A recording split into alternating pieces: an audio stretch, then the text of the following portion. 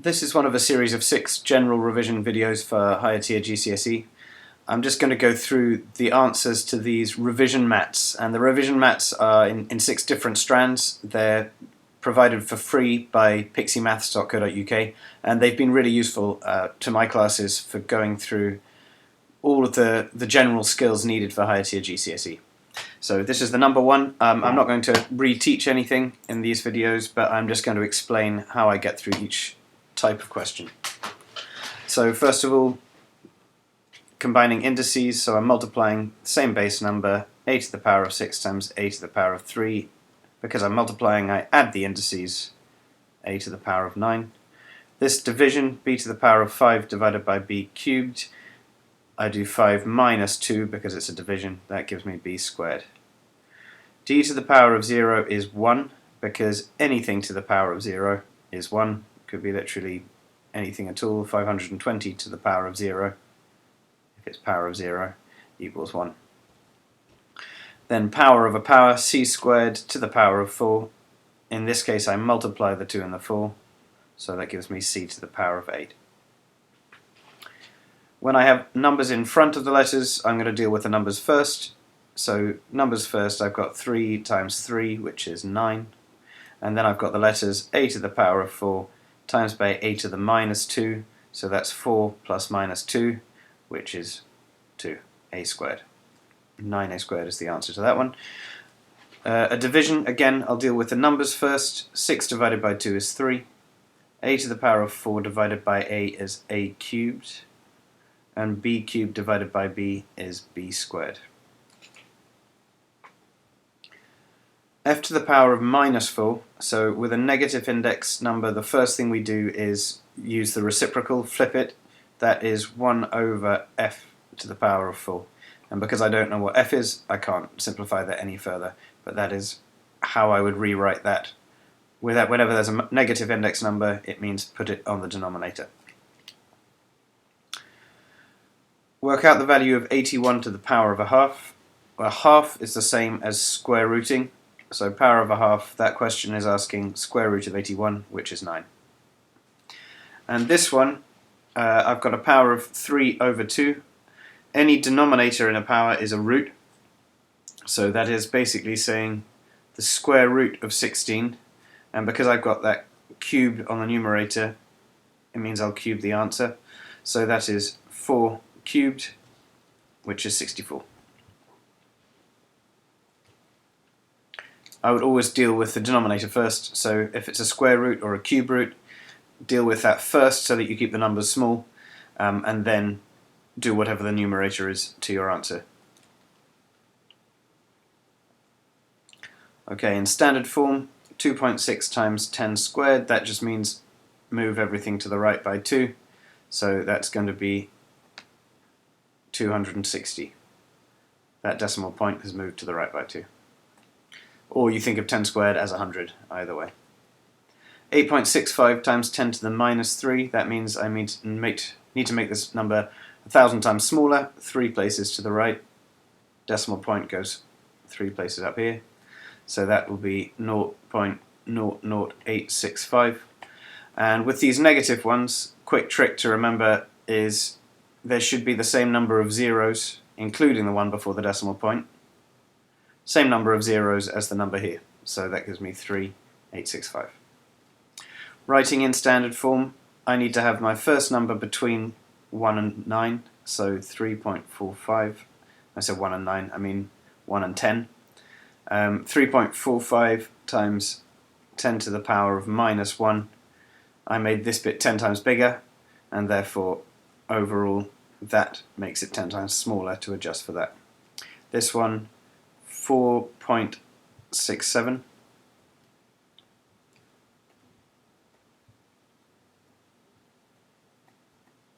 times 10 to the power of, I've moved that decimal point 1, 2, 3, 4 places, so it's 10 to the power of 4. Or you can think of that as 10,000 times 4.67. That 10 to the power of 4 is 10,000. So, and that puts everything in the right column, 46,700. When we're dealing with multiplying, standard form, I would deal with the number bits first. the base number bits at the front. 1.6 times 3.8 times by 10 cubed times 10 cubed. 1.6 times 3.8 is 6.08, so that's that bit done. That number is the right size already, it's between 1 and 10. Multiplied by 10 cubed times 10 cubed is 10 to the power of 6. Same base number, so we can add the indices there. This one I've got 2 divided by 5, so that's the first thing I'll look at. And then in terms of the powers of 10, I've got 10 to the minus 4 divided by 10 cubed. So that's the power bits divided as well. 2 divided by 5 is 0.4. And then the power bit, 10 to the minus 4 divided by 10 cubed, I would put that as 10 to the power of minus 7. But of course this is not yet between 1 and 10, so I have to increase that by power of 10 by scaling it up, times it by 10, 4. And if I've made that 10 times bigger, then I need to make this bit 10 times smaller, so that is 10 to the power of minus 8. Final answer to that one. Question 7. Each day there are 8 million cash withdrawals from 32,000 cash machines. What is the average number of withdrawals per machine per day? So if I want to know so per day is already taken account of for. I've already got each day and per day, so I don't have to think about any extra numbers involved with that. I've got 8 million withdrawals from 32,000 machines. That is 8 million, which I can write as 8 times 10 to the power of 6 is 8 million, over 32,000, which is 3.2 times 10 to the 4, 32,000. 8 over 3.2, that's 2.5 times 10 to the power of 6 minus 4 is 2. You don't have to do it like that. You could just type into your calculator 8 million divided by 32,000 and you will get the answer 250. I'm just checking that. And the answer, yeah, is correct. So 250 is fine as well. It doesn't say to give your answer in standard form, so either one of these answers is correct.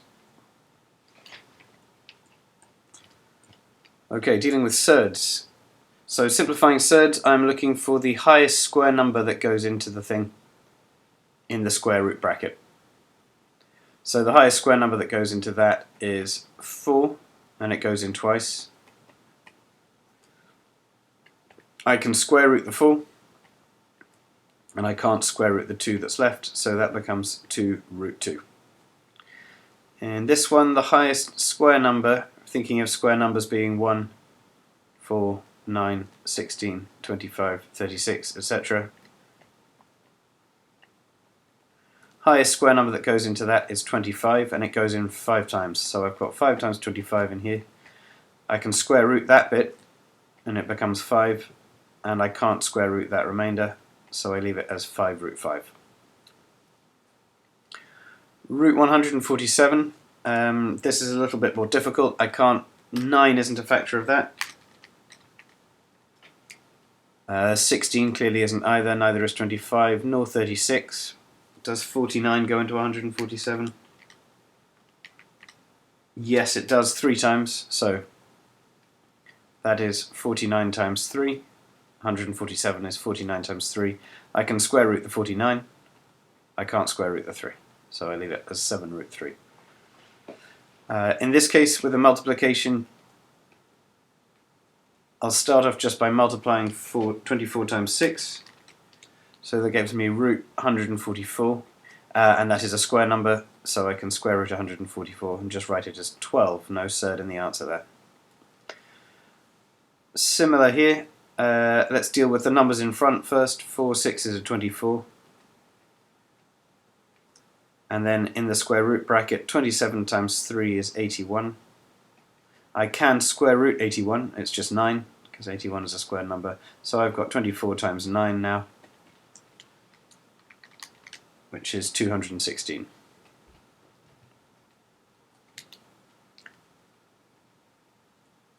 In question 6, dealing with the numbers in front first, 6 divided by 3 is 2.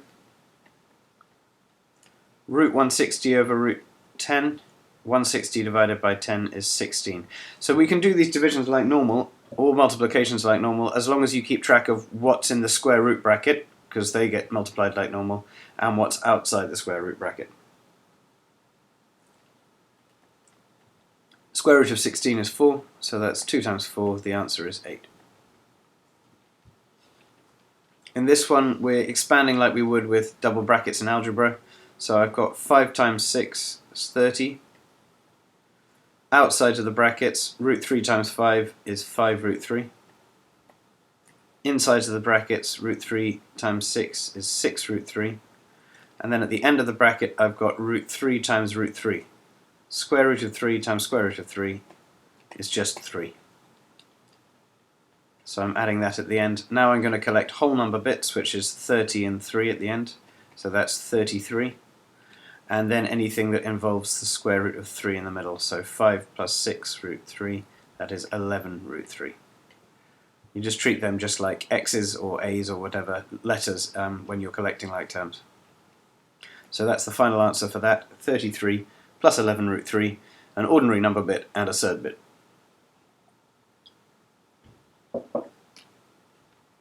Question 8, very similar. 6 times 6 is 36. Outside brackets, minus 3 root 3 times 6 is minus 18 root 3. Inside, plus 6 times 3 root 3 is 18 root 3. And at the end, I've got 3 times 3. It's a minus, because I've got minus times a plus, so I've got minus 3 times 3, which is 9, and root 3 times root 3, which is 3. So that gives me 36. These cancel each other out in the middle. Minus 18 root 3 plus 18 root 3. So I've got no root 3 left in my answer. That's just 0. Minus 3 nines is 27. So minus 27. 36 minus 27 is 9.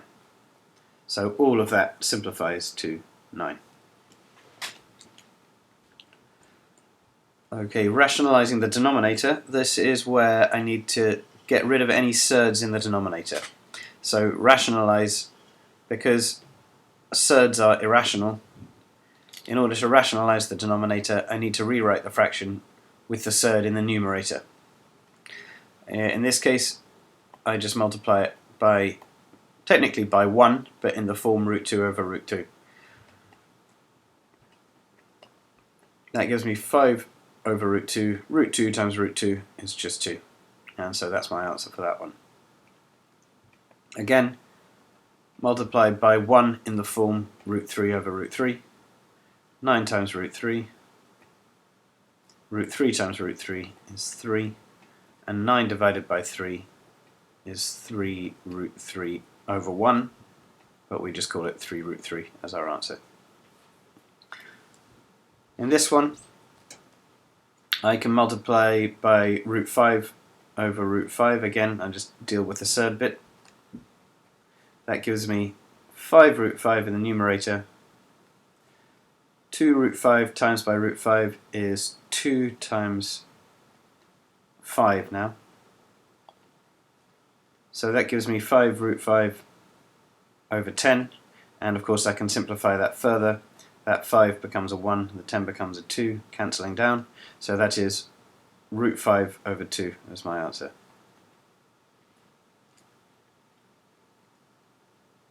This one's a little bit more difficult, more advanced. In this case, I need to use the theory of difference of two squares. Same as I did here, really. When I multiplied out these brackets, which are the same bracket with a plus in one of them and a minus in the other one, the middle bit that involves the surd will cancel out.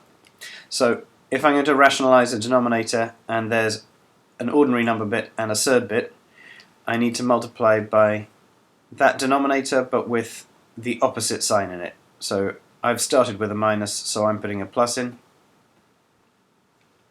If it was a plus there, I'd be doing this with a minus. Numerator, 8 times 2, 16 plus 8 root 5. Denominator, this is where I expand the double brackets. So in the denominator I've got 2 minus root 5, 2 plus root 5. 2 times 2 is 4, minus 2 root 5, plus 2 root 5. And that's why we've done it, to get rid of that middle bit. Minus root 5 times root 5 is minus 5. So in my denominator, those bits cancel out. Shouldn't have put an equal sign in there. Should have just had minus 5. 4 minus 5 is minus 1. So my denominator is minus 1. I could leave it like that, or I could also rewrite that. If I'm dividing by minus 1, then the numbers aren't affected, but the signs would be affected. So my answer could also be written like this. It's the same thing. And either answer is fine, really. But quite likely in exam they would ask you to give it in the form a plus b root c, in which case we need to get it looking like that. Okay, bounds of accuracy, next bit, limits of accuracy. So you might know this as bounds. These numbers have been rounded to the nearest hundred, write down the upper and lower limits. So we might be expected to, in this case, I would just write lower is 250 if it's been rounded to the nearest hundred, and upper is 350. You might also be asked to write this as some letter. Let's just say A. Whoops, it's the other way around. A is greater than or equal to 250 and less than 350. So not actually including the 350 itself. But if you're just asked for a bound, it is 350. You don't say 349, you don't say 349.9 or 9 recurring, you just give it that value, 350. And that's how I would express that as a number. Again, this one, nearest 100, lower bound is basically you look at the last digit, check that it's the right thing. It does say nearest 100, so I'm looking at whatever was in here. Just reduce this number by 1 and put a 5 on the end. And the upper bound is 2750. In this case, these numbers have been rounded to the nearest whole number, write down the upper and lower limits. So that is anywhere between 2.5 and 3.5. And this one, similar, 16.5 to 17.5. In this case, these numbers have been rounded to one decimal place, write down the upper lower limits. It's the same thing. They've been rounded to that too, so lower limit, just reduce it by 1 and put a 5 on the end, so 6.15, and upper 6.25, lower 15.85, upper 15.95. These have been rounded to one significant figure, write down the upper and lower limits. So because it's one significant figure, that 0 is just a placeholder. So I'm thinking about this digit, so it's either, well, lower limit is 25 and upper limit is 35. In this case, lower limit is 8.5 and upper is 9.5. I'm always just thinking about the one digit because I know it's one significant figure. This one, lower, would be 0.015 and upper would be 0.025.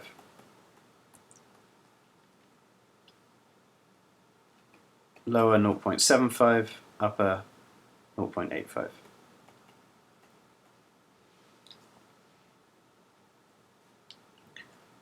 And what else is there left? These bounds calculations, need to zoom out for them.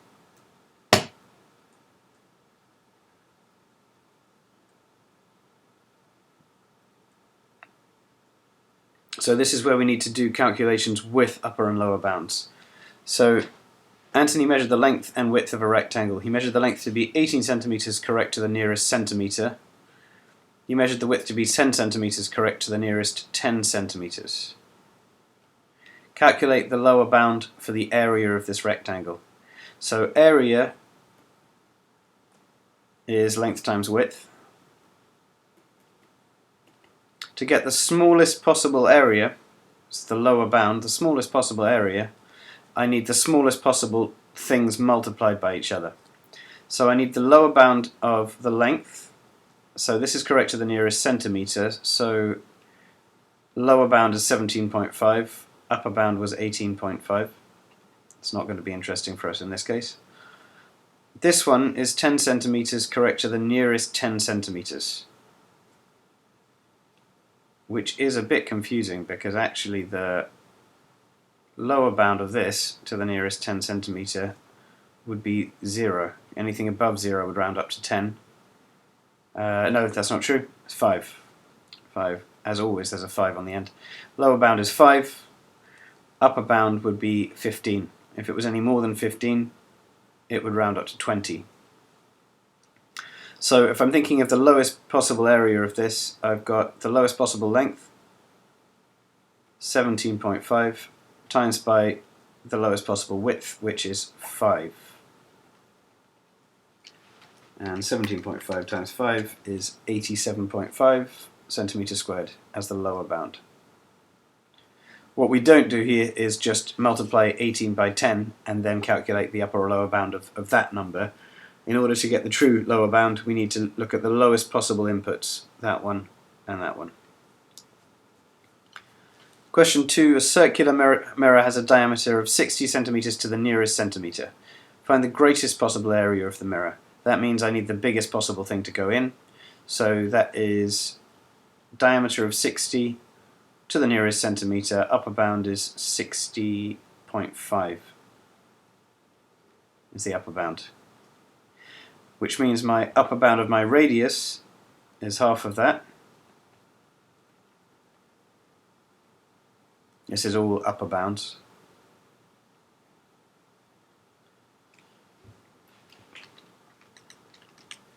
So I've got 30.25 as my radius, and therefore area equals pi r squared.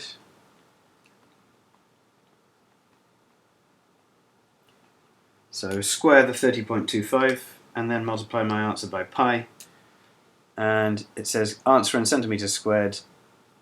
The thing that comes out of my calculator is 2874.753, etc. And I'm just going to round that for my answer here to the nearest whole number, so 2875 centimeters squared.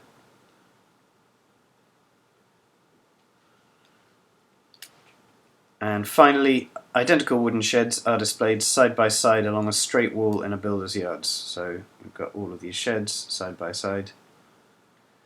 The sheds are 270 centimeters wide, measured correct to the nearest 10 centimeters. So that 270 has an upper bound of 275, lower bound of 265, because it's to the nearest 10 centimeters rather than the nearest centimeter. The wall is 36 meters long, measured to the nearest meter. So that is 36.5 as the upper bound, 35.5 meters as the lower bound. How many sheds can the builders definitely display along the wall? So the definitely display means if they've got to be able to all fit in, I need to use the maximum possible width of the shed and the smallest possible width of the wall.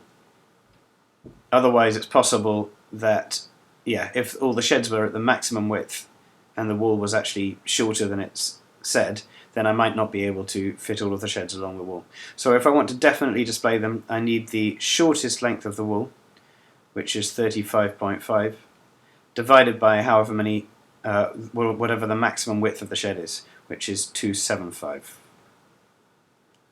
So I've taken the lower bound.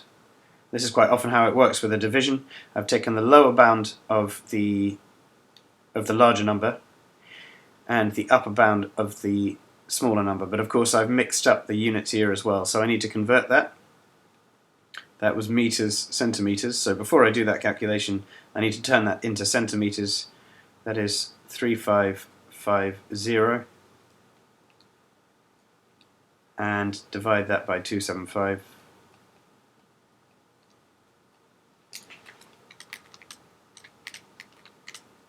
Giving me 12.9. Now, quite often you would round that up to 13, but in this case we want a definite whole number of sheds, and it's possible looking at that you won't be able to fit 13 sheds in. So the highest number of sheds we can fit in is 12 sheds.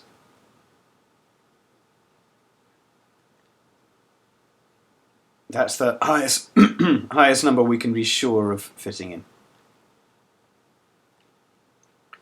Definitely 12 sheds. Okay, that's it for this sheet. I'll be going on to all of the other 5 branches of maths as well, algebra, probability, etc. So you can look for them in the same playlist on YouTube.